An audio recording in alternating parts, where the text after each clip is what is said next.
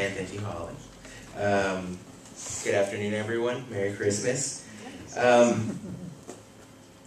this is the time of year where we statistically, as Americans, we give the most. We see the Salvation Army people outside of Vaughn's and Ralph's ringing their bell, playing trumpets, being just really nice people. Unlike some other people who ask for stuff, they're really nice. I just appreciate them because they're always nice. They're like, Merry Christmas. And I'm like, I'm not giving you money. And so this is when we give the most, statistically, as Americans. This message isn't meant to persuade any of you. This isn't supposed to convince any of you to give or to guilt you into giving. All of you, the countable number of you, I'm positive, have already put into your budget if you're giving today or not. You should already know if you have an offering in your pocket. It shouldn't be like when the little thing comes by, you shouldn't be scrambling and be like, oh no, I forgot, there's an offering suddenly. No, it's not that either. It's just me trying to remind you of a few things as we prepare to give. It's me just trying to help us change our mindset as we're giving. That's the purpose of any and all offertory messages given here. And so the other day, yesterday, when I was in LA with Burman, his other church, there's a woman who gave a message, and she talked about how during this time of year, and I really liked it, is that during this time of year, we often get caught up in secondary things. We get caught up in the details. We get caught up in semantics. We get caught up in things that really don't matter. We get caught up with things like, oh, did I get the right gift for those people? Or Jesus wasn't actually born on December 25th, and he wasn't a white guy. He was actually Middle Eastern. And we start going through all of these things. We get caught up in them. I've heard it in college all the time.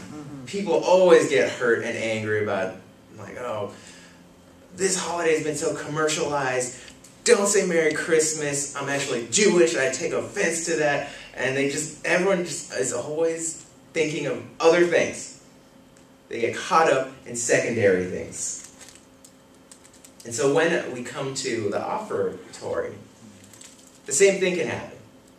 We can get caught up in secondary things. We can get caught up in things that don't really matter. We can get caught up even in the routine of giving. Although it's not bad to routinely give, I encourage all of you to start routinely giving. Not guilting anyone.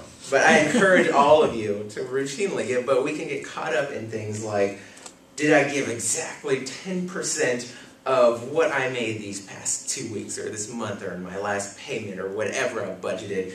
Am I giving enough? How much is in my account after? Do I have enough to give?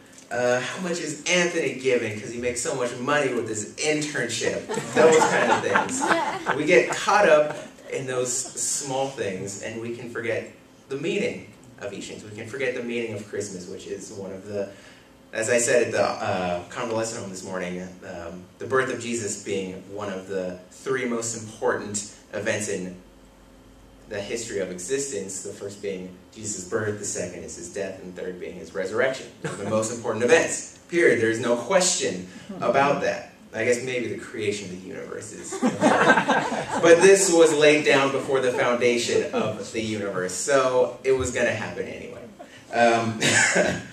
And so when we give an offertory, we can lose sight easily. We can get caught up with the secondary things very easily. We're giving to honor God.